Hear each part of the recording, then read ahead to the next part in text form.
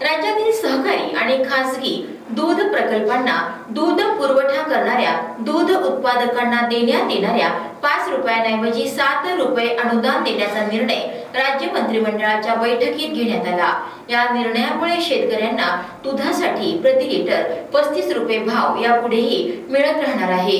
दूध संस्था दूध उत्पादकांना प्रति लिटर 28 रुपये देतील, तर शासनवरील 7 रुपये अनुदान देईल। शासनाचे प्रति लिटर 7 रुपये अनुदान दूध उत्पादकांच्या बँक खात्यात वर्ग करण्यात येतील।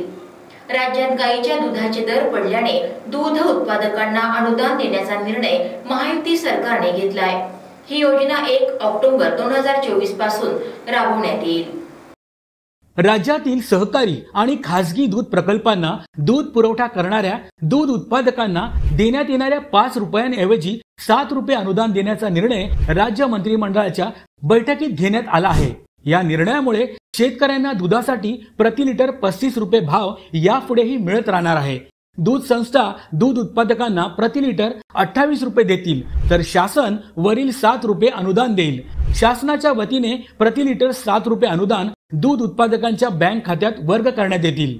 राज्यात गाईच्या दुधाचे दर पडल्याने दूध उत्पादकांना अनुदान देण्याचा निर्णय महायुती सरकारने घेतलाय। ही योजना 1 ऑक्टोबर 2024 पासून राबविण्यात येईल।